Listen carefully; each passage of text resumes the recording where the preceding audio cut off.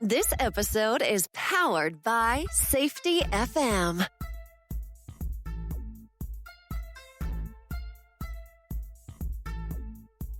This podcast is being sponsored by safetyconsultantblueprint.com.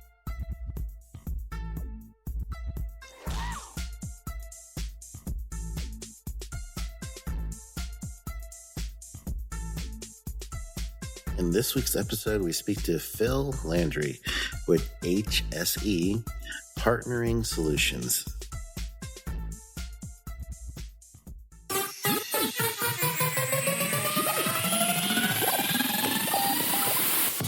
Do you feel that your knowledge would be better served if you were your own boss?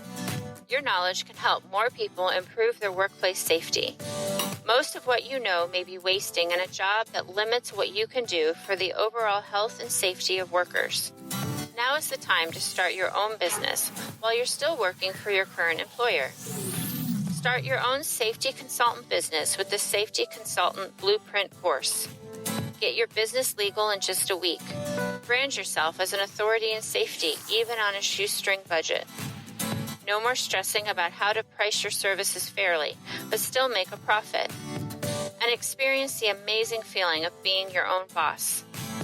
This 100% online video course is instructor-led and will give you detailed steps to keep you focused as to what to do next to grow your business.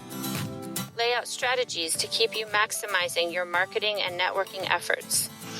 And explain how to get money in between clients.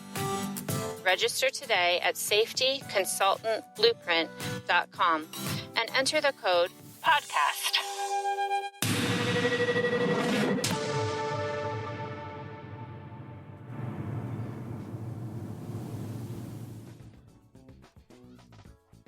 So my name is Phil Landry. I'm from HSE Partnering Solutions in Douglas, Massachusetts. And we cover mainly the tri-state area of Rhode Island, Connecticut, and Massachusetts. However, we extend more into New England itself too, with covering New Hampshire and Maine, and occasionally we'll take a trip that's a couple hours away. But we try to stay fairly New England centric. However, we're trying to kind of branch out now with the new product lines we've developed. So what we specialize in is health and safety management, kind of a complete health and safety management approach to small and mid-sized companies' health and safety concerns. Excellent. And so that involves it all. But what we try to do is become their part-time health and safety person. So there's a lot of companies out there that just don't have the resources to spend on a full-time person, but they need that expertise. And so that's what we do. And we also give them some takeaway tools to help them with some of the real sticking points of health and safety management, and that's kind of one of the things we're going to talk about today. I think is some of the e-learning work that I've been doing, and how it benefits almost any client that wants to use this type of tool. Yeah, absolutely. Well, that's a lot that you had going on there. So tell me how you got to consultant. What was the life BC before being a consultant? BC. Yeah, so BC. Consulting. So I have been in the health, safety, and environmental field probably 29 years now. I have about 25 years of industrial health and safety management experience in the corporate world. Okay. What's your specific thing that you guys were dealing with in your industry?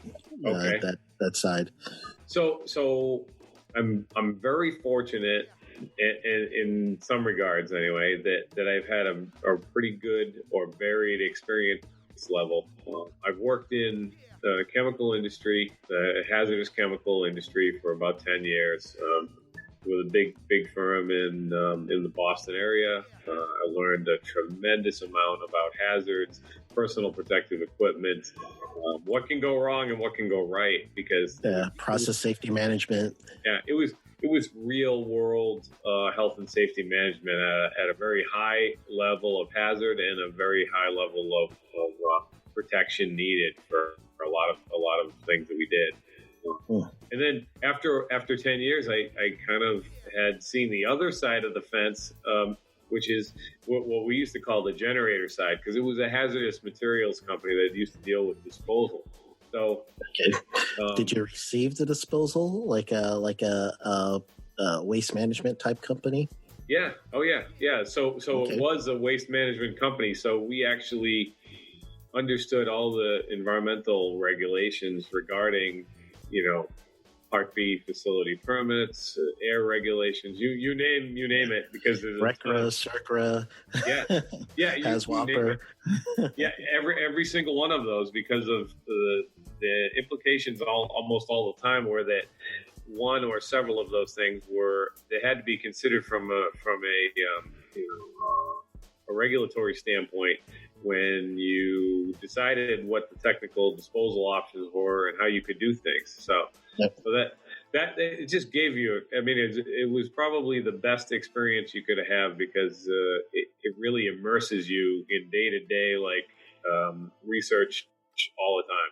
So, yeah, well, think about all the cross jurisdictions you got to think about. So you got DOT one day, you got to deal with EPA, you got to deal with, right. You name it. We dealt with.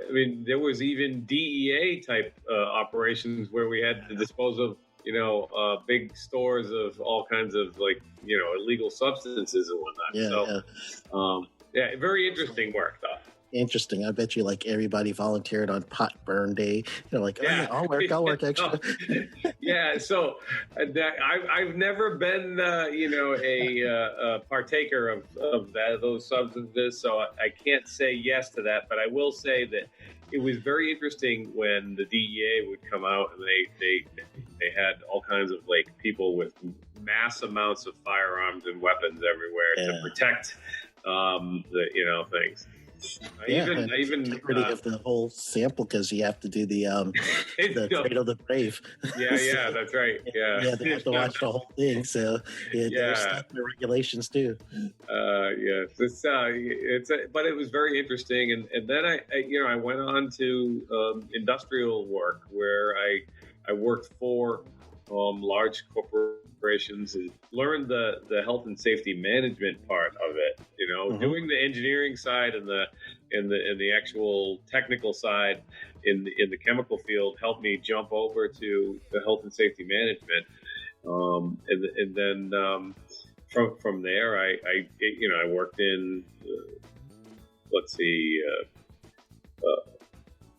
textile processing, which is very similar to production line, where big, huge, long lines of processing rolls and all kinds of interlocks and stops and a lot of guarding work, a lot of combustible dust issues, things like that. Then I worked in the ceramics industry, which was a terrific experience too, because we actually developed some of the bulletproof vests for the Army and the military back in the day when it just first started. So that was very interesting. Lots of chemical things, lots of heat exposures, things like that. All of those tell me systems. Every time you mention something there, I keep thinking you're entrenched in different types of systems in order for you to be in those type of operations. Well, yeah, without a doubt, you learn that, especially some of the corporations that I worked for had upwards of several 100,000 employees, not just 5 or 10,000. Large corporations, and I was only one of several thousand health and safety folk within the group. But you learn quickly that in order to have a cohesive plan and a way to manage your interactions or your aspects of health and safety and environmental, you need a plan. And that's one of the things that we try to instill in some of the clients that I work with is, you're not going to solve this all at once. It's not going to be something that we're going to come in for 5 minutes and do, but if we can do a little bit each week or each month and to get you to where you need to be from a stepwise, and that's the whole key of our company is to back off, because we're going to leave them with the tools that they need, and teaching them how to fish. Yeah, they're gonna be able to manage it themselves. So that's the takeaway. And you and I probably both know that every company that takes health and safety on by themselves with the folk in the plant or the management and the leadership. In other words, it's not just the health and safety guy's job to do the work. Yeah. If they integrate it into their operations, those are the most successful health and safety cultures. So that's absolutely that's what I want to happen at the end of the day, is that these folk have this stuff integrated into their day-to-day work, and it just becomes a way that they do the business they do.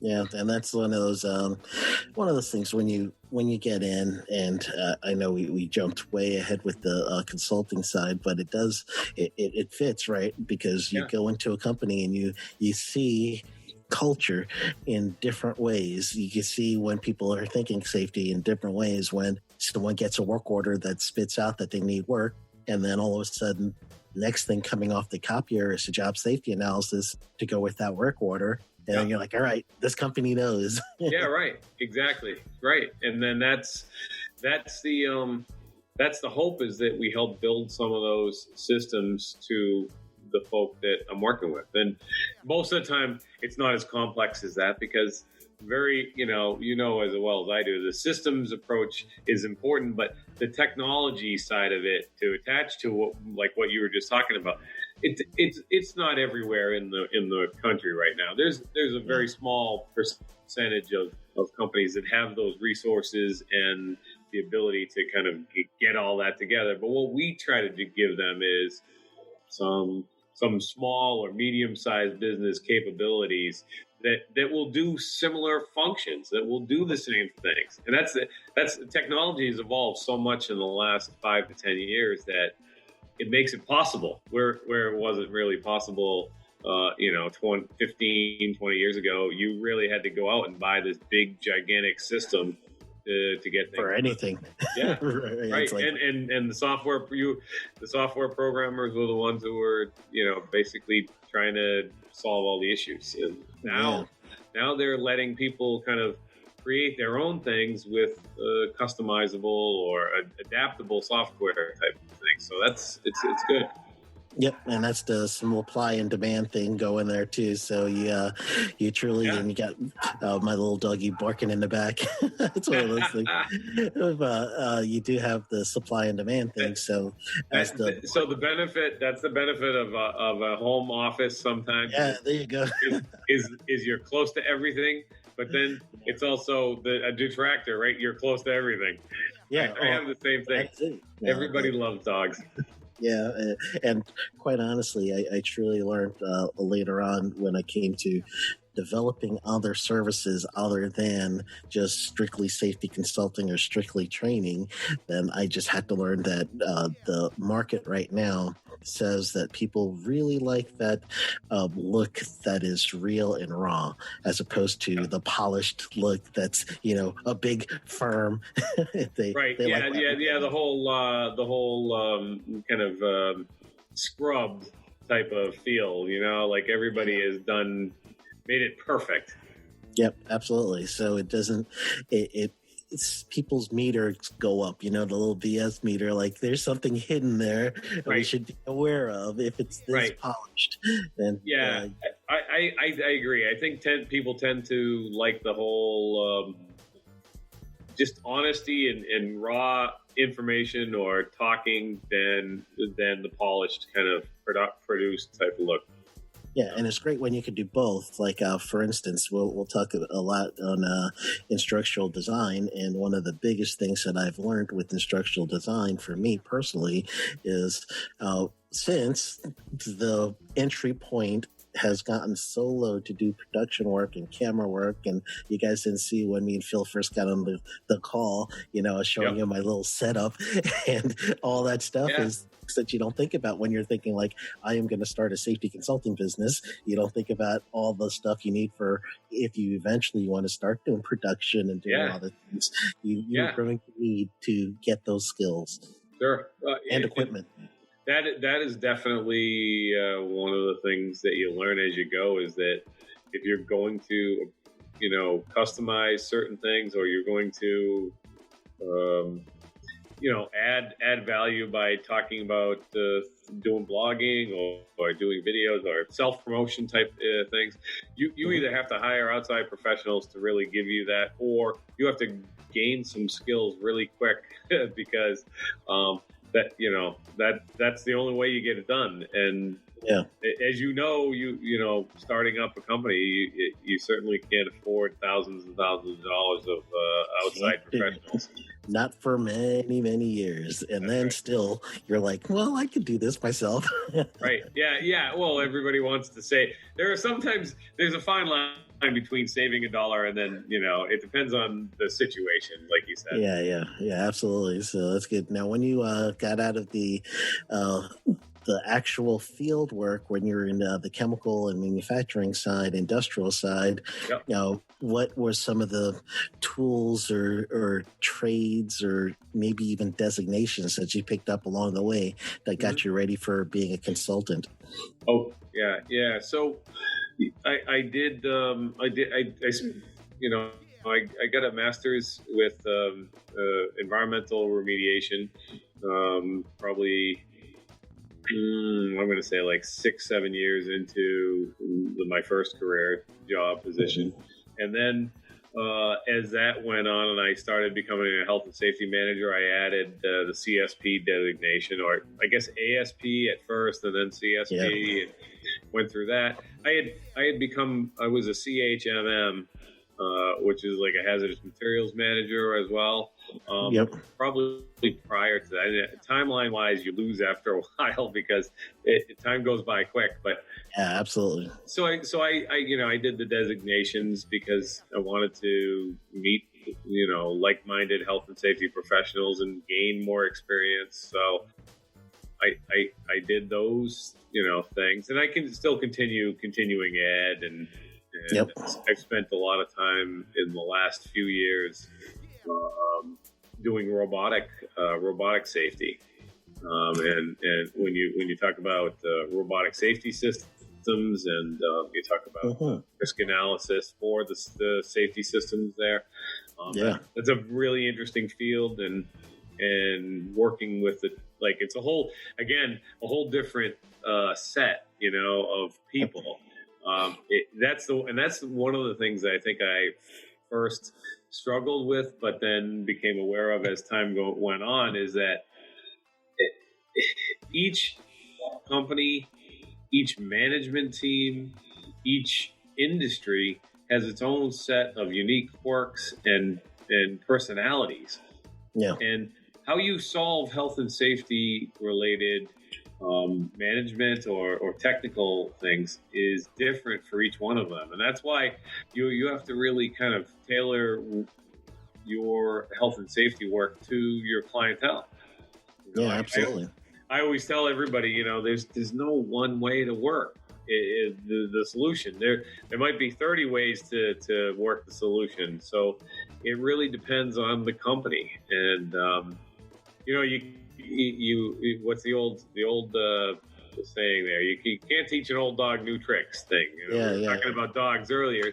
Some companies are set in their way, and it may be right or it may be wrong. But as a consultant, you come in and you're not able to change that big picture. You just need to give them what's going to work for them the best way possible. And so you also have to figure out they're going to have you there for a reason. So you got to determine what their their driver is for having you there. And then after that, then you're going to end up having to decipher all the hidden things, because their culture is going to show you that there's pieces missing, but then you're going to have to, try to go into the root cause analysis and figure out, all right, this is what's missing. And now I got to give them recommendations that I believe they're going to actually put into effect and actually do. Right. And so that's the key is in the consulting world, you and I both know that sometimes we get clients on for like a one-off type of to do this task only type of thing, and they bring you in because having an outside voice, not that they couldn't do the work, but they bring you in because an outside voice might help gain credibility or kind of refresh the item that they're working on. Yeah. So I like those positions because really you have a short, brief chance of changing things. So you can kind of, like you said, be upfront, honest with everybody, and say, this is what I think, and then move on. And then some of the places you go, you're brought on for that long-term approach, which is what I really like to do because it builds. But you have to, you can't shock the system. You've got to set them up and kind of bring them along so that they see the light of what you're trying to do over time. Yep, and that means there's a lot of touch points for your data set.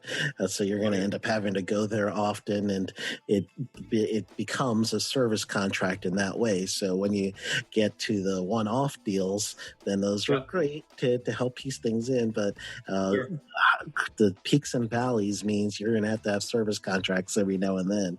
And the service contracts, like the way you described, you get to see implementation and progress a little bit, and you get to see as the companies grow and mature, and eventually you're training someone to take what you're doing as a consultant.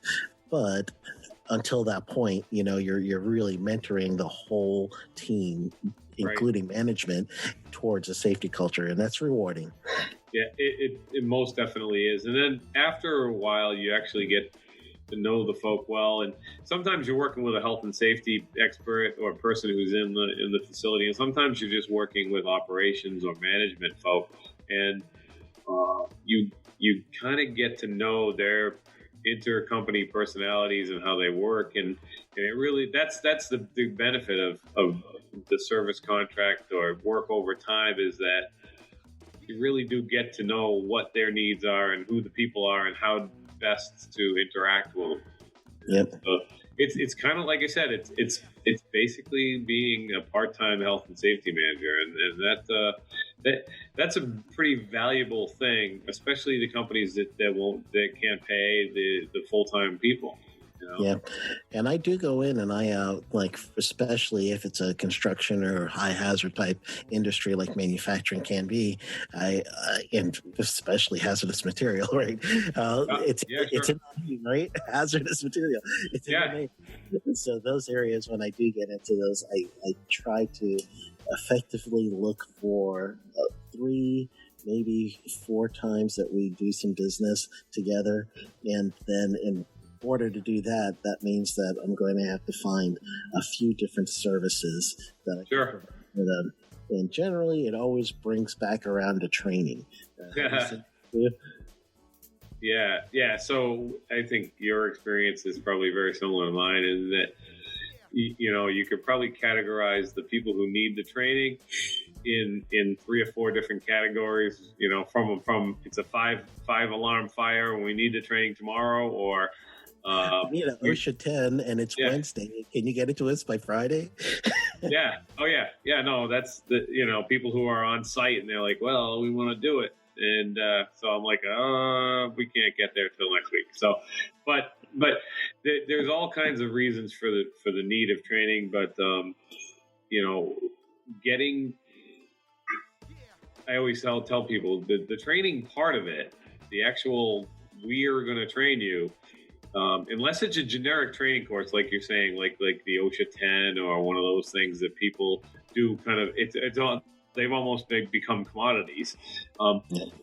No training is generic. Unfortunately, because every company has a personality, every company has a different way of doing things, or they develop a different process. Because, like you say, a lot of time I go in and they want training, but they don't even have a process yet. So I'm like, well, I can train you on the regulations, but that's not going to give you an actual process for your site.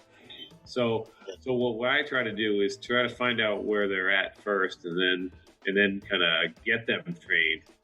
And that's we do live training, we do e-learning training, all of which are, especially with technology, it's so great that people can be able to reproduce these things so that they can train the one-offs. Everybody misses, or at least a lot of the small and mids that I see don't get the one-off or the new hire or the transfer person that moves from shipping to receiving or to QC. They don't cover the training that they need for those people, and it's because they just don't have the manpower. And that's what, from my standpoint, e-learning really helps out. Yeah, now on the e-learning side, I know that both of us have been SME before, subject matter experts. Sure. And as being SMEs, they usually have you do two things, where one is reviewing courses that are already out there, and you have to go through someone else's written course and pick that apart. And then the other thing they have us do is actually develop the courses. And I can't even remember the episode. I should have been more prepared, but I've got an episode somewhere way back about instructional design. So it's one of the things that I've even had in my course, where if you need money, you should know how to do instructional design, because there's always work for you. Right, exactly. Is that the same thing you've been seeing? So I think there's work out there. I think so. Putting on another hat, because when you're in the consulting world and you do, SME or e-learning development work and instructional design, you have to get out and sell it. And then, so that's the whole different skill set, and then the marketing and that kind of thing. But so I have yet to get to the point where I've mastered any of the marketing skills. In fact, I'm really, I have another meeting today to talk to a marketing person, because it really is something that it's out of my wheelhouse. Technically, I'm a technical person and a computer and systems person that wants to teach people about health and safety. So marketing is a little out of my realm of happy comfort, if you will. And absolutely.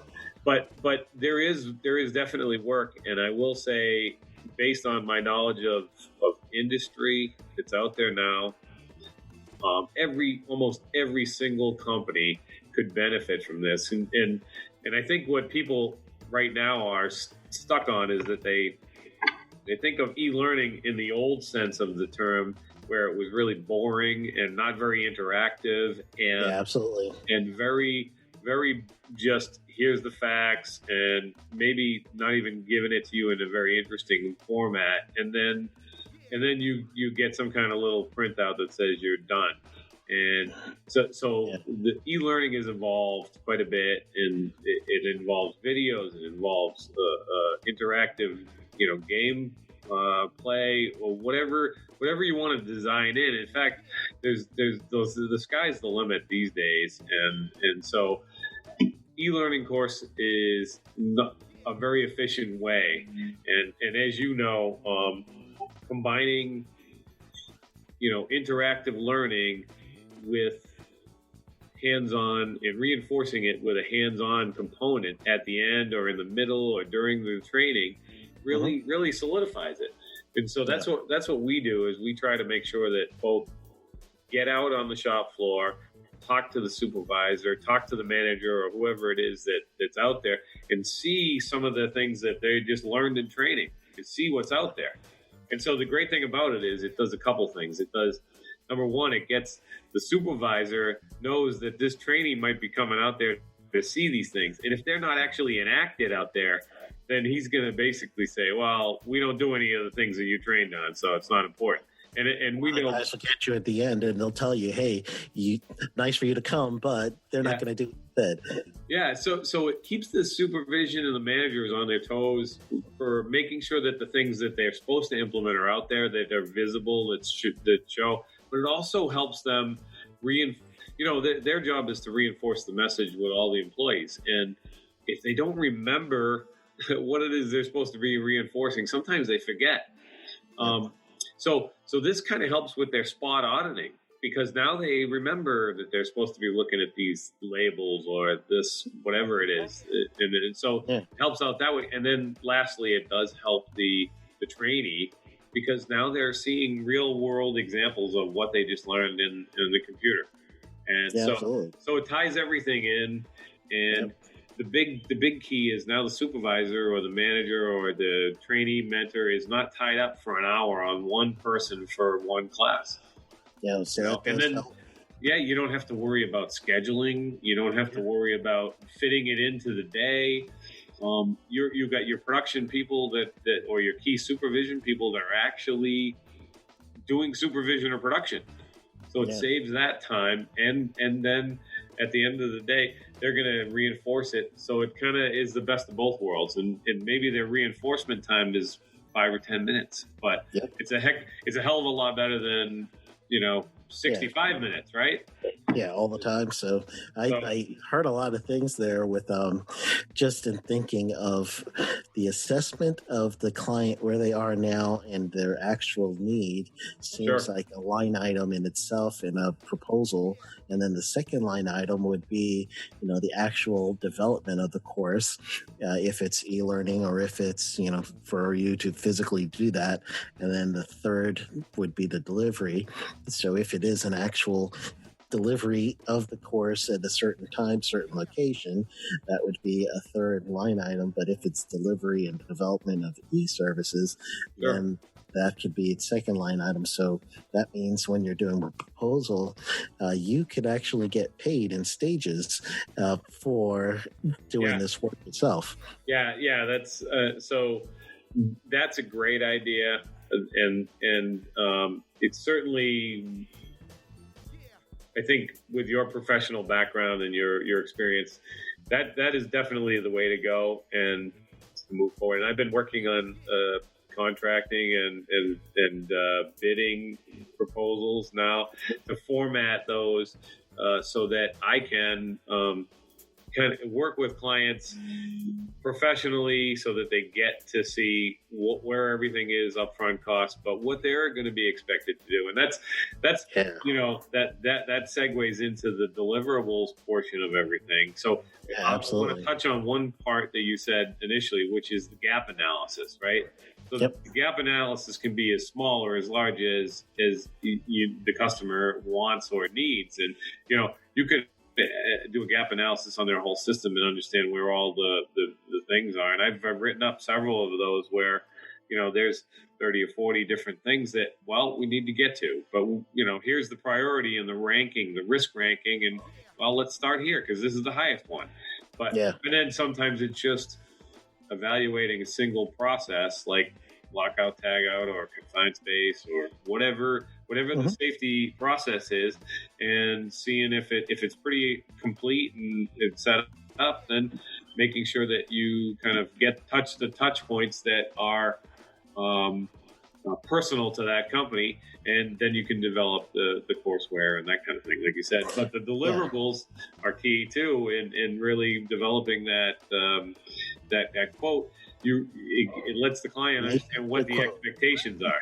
Yeah, absolutely. You have to define that, and then also when you're thinking that one through, as far as how are you going to present it, and then the deliverables for the project. Generally, what you're going to try to look for, the whole structure of the proposal, you have to have a section in it that's going to say this is what you're going to be responsible for, is what I'm responsible for, and then when you get to the deliverable end, it's going to be what you're going to kind of be looking at. What can I give them that not only they could have right now, but I'm also going to give learning platform. So I would always add in part of this part of this new written program, for instance, let's say you're going to do an actual someone's process safety management, you want to review it, you want to go ahead and update it. So the quote will be, here's the quote on the process safety management review.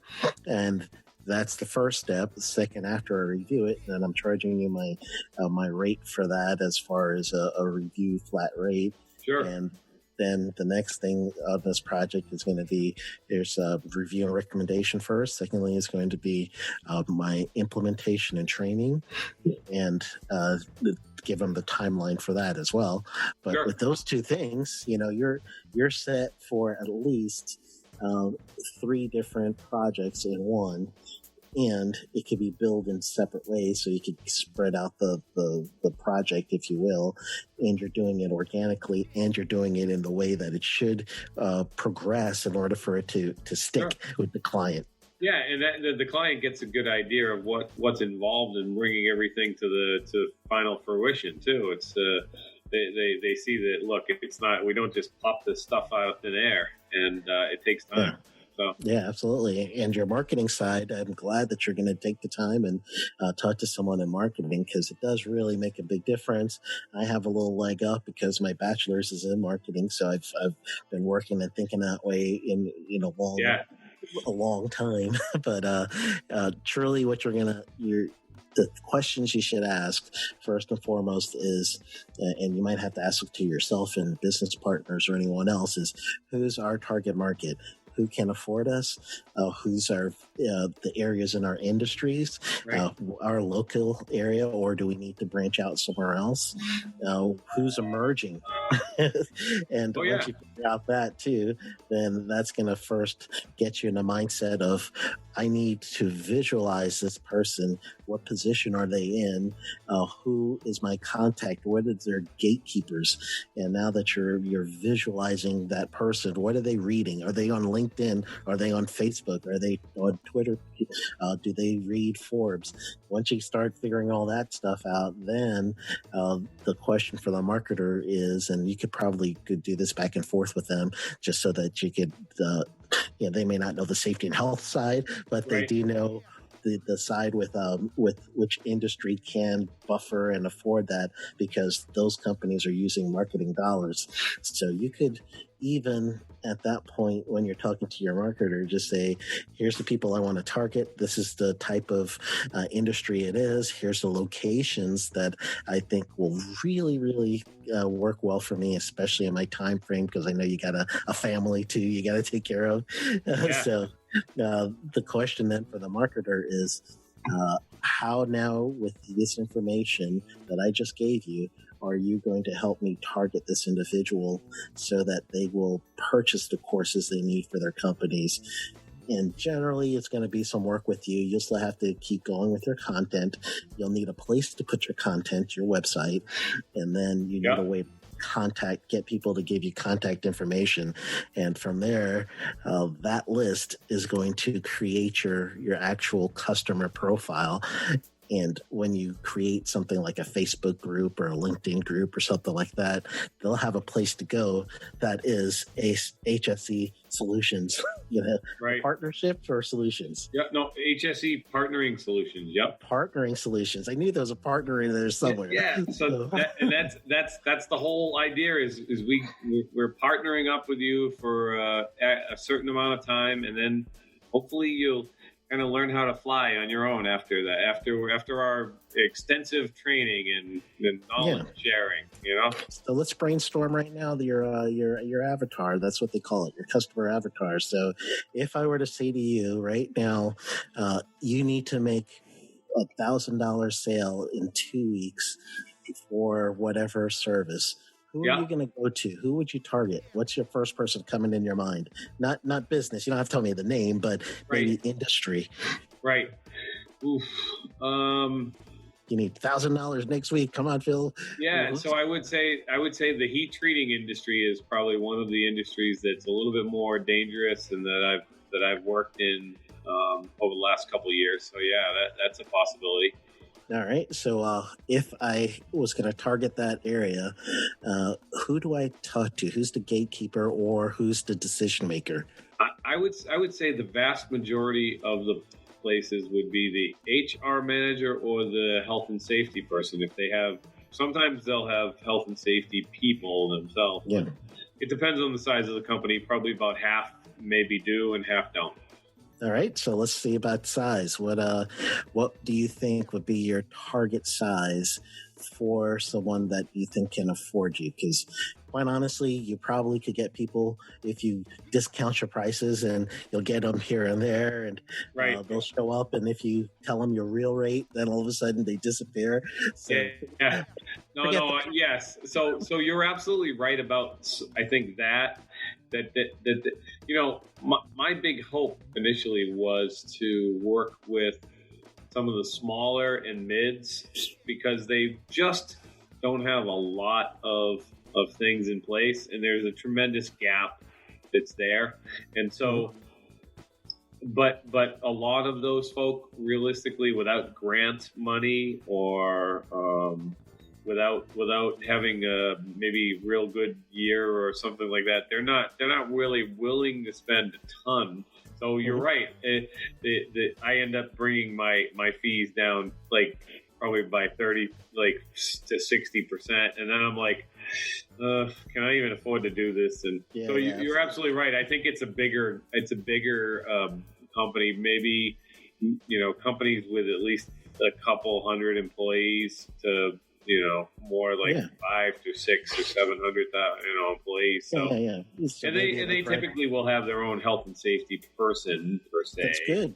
You partner with them. That's good, because they will end up being your speech, and then you are going to give them in the proposal their actual the wording that they're going to need in order to get things passed. So in my proposals, I actually have really detailed proposals, and I write in there, this is the amount of money that you can expect to save. And the reason why I do that is I look at OSHA.gov injury one. I forgot. Safety pays. It says safety pays. And I'll give you an example. There's one where the service they wanted me to do would help prevent some falls. And the fall, specifically, I looked up the industry by their NAICS code, North American Industrial Classification Code. Right. I looked at their industry accident history, as well as I looked up their industry hazards as far as what they are. So fall was like one of the first ones. So I told them, I could, if you guys had one back injury and they had several over the years, it's going to cost you X amount of money, and therefore that's coming from your profit. That's the only money that's coming from. I would take that profit with my service, and it boiled down to I did a return on investment for them in my proposal as my summary, and they got to see that their return on investment was 203% to invest in me. And they're also going to look for that return that's going to come immediately once. And the contract was something like a $2,400 or $24,000 roughly contract. So if they're going to make the 203% right away, sure, it's a lot of money to pay me up front, but I was able to show them you're going to get this money back in this way. Right. And that might get you the higher clients, or I should say the higher paying clients are out there. It's just you're going to need to give them a more detailed product that they're used to seeing. So your proposals have to look, something like they're used to seeing as far as a business meeting with board or some of their people who actually invest in them. So that's what they're going to be looking for. Right. And you give them that appeal, especially since there's more than one of you. You guys, especially, you still have your business partner, right? You guys work together. I've worked with a few 1099 folk that have more experience than I do, actually. Excellent. And so they're available right now. I'm kind of a sole proprietor and looking down the road to kind of add a person to help me out with animation and or e-learning development as course load gets higher, and I can't keep up with it. That's the hope. So. Well, you mentioned the ROI of projects, and return on investment is important. But I'll be honest with you, the ROI for these classes really sells itself, because from every single time you use it, you're gaining money. You're paying back. So while the dollar portion of the outlay is not tremendously horrible to get started and to do it, the actual amount you save is literally, if you have even 10 or 15 different new hires during the year, is tremendous. Because if you had a consultant or someone else come in and do the work, you can figure out the costs there. And even for the health and safety professional that maybe has 20 or 30 people come in a year at their site, this saves them a week or two of their time at the end of the year, by onboarding or doing retraining and things, and that's really, really powerful. In when you talk to any kind of health and safety person, they'll tell you they're just swamped. They don't have time. They never have time to do work, because they're always in this meeting or that meeting, or trying to cooperate with all the departments and the people they have. So it's a time saver for the health and safety person too. So yep, and that all goes into that summary in your proposal. Just all the different things that you're gonna. Right.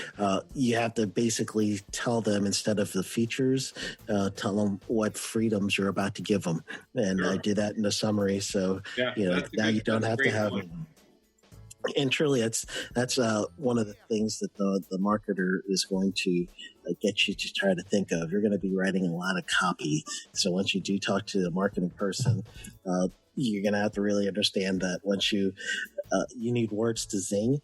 So you're going to have to tell them, these are some words that are action item words, that the clickbait words, if you will, in safety and health. You see BBS on a headline, you're clicking on it. You see, human organization performance, it's getting clicked on. It's just, there's some of these things, even, permit required compliance space or H2S, you see those type of things. So that's the stuff that you're going to end up having to talk to the marketing agent and say, here's some of those words that mean a lot to my industry. Sure. I need you to do a keyword search on volumes of words such like this, so that I could start writing articles to match these things that are being searched. And that's how you're going to get your traffic, because someone's going to type in, I need help with, H2S, or H2S safety might be something they'll type in. And if you already know that search volume is going to give you, sometimes even millions of people typing in that word, that phrase. You write an article, you'll be in the very top of Google, maybe not number one, but at least the first page. Right. Someone goes on your site and now they actually sign up to join your newsletter. That's where you start now adding your client base and your marketing, and people will find your courses that way. Yeah. Good.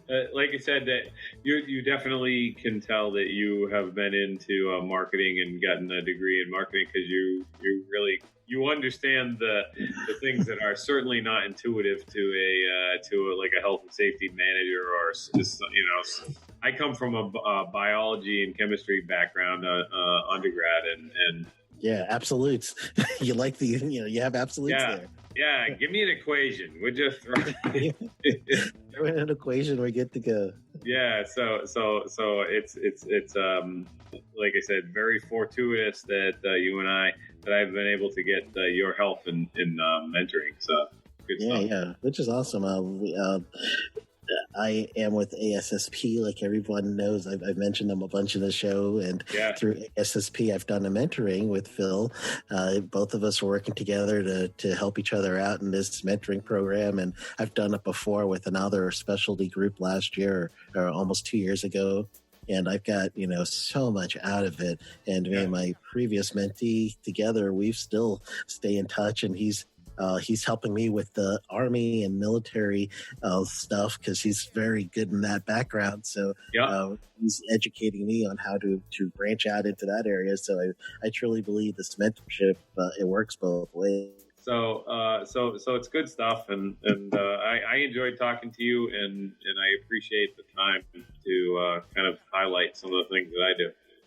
Oh, well, great. Thank you, man. You're a great interview. That was awesome. I appreciate it.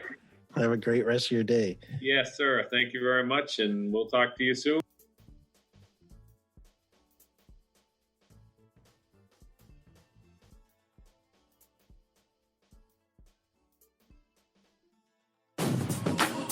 Do you want to be a safety consultant? Listen to Dr. Jay Allen of Safety FM give his experience after taking the Safety Consultant Blueprint course. I have actually done research on different consultants and looked at different consulting courses and so on. There is a pretty fancy, very expensive consulting course that is out there. I have actually purchased the consulting course, was interested in it. It has good information, don't get me wrong. But you have a consulting course that really drives people onto focusing on safety and how to become a safety consultant. I will tell you, on your particular course, there was better information in that particular regards than the other consulting course that was more of a generalist form. But I felt like I got more information out of yours on you giving people direct path on what to do step by step. But I really think that you have a genuine good product there that can really assist people if they're interested in becoming a safety consultant. Register for the Safety Consultant Blueprint at www.safetyconsultantblueprint.com. Enter code PODCAST for a special discount.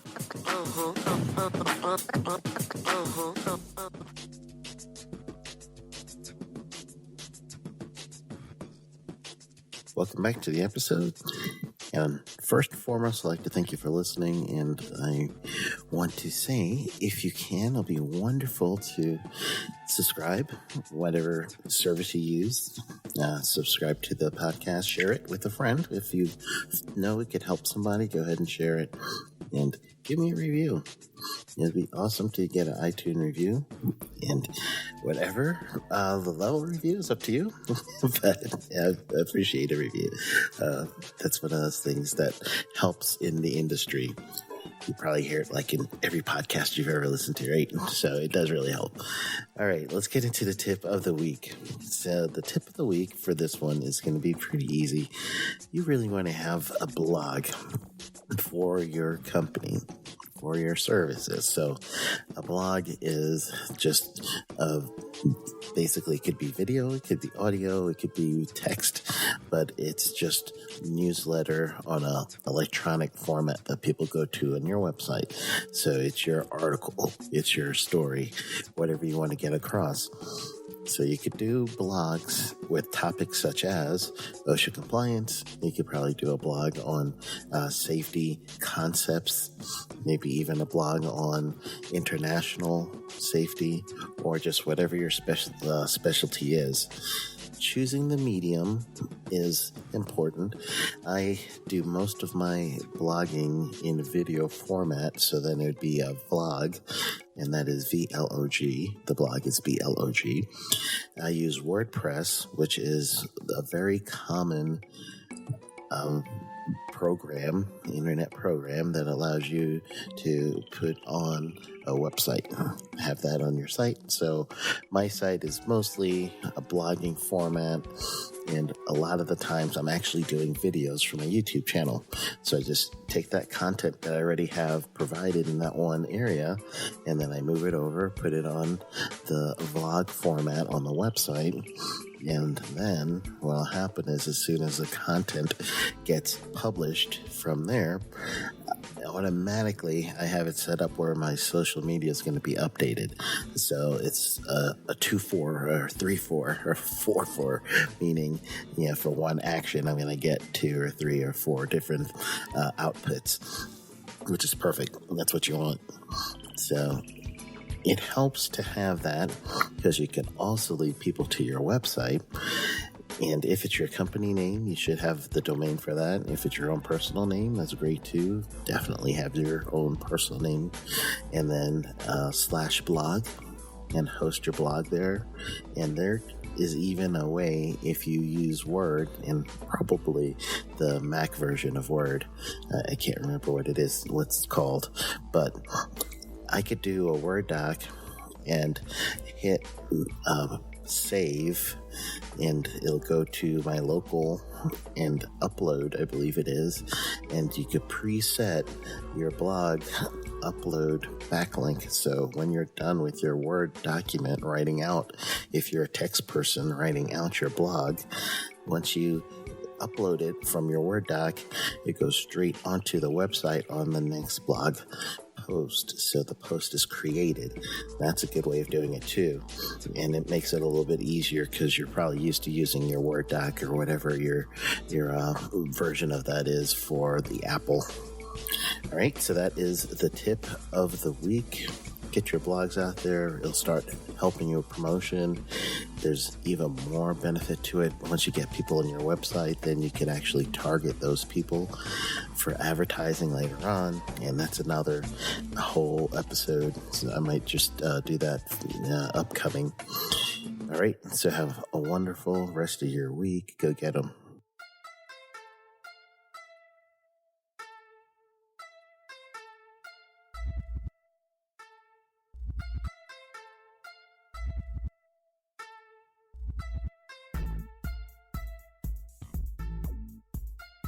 This podcast is being sponsored by safetyconsultantblueprint.com. This episode has been powered by Safety FM.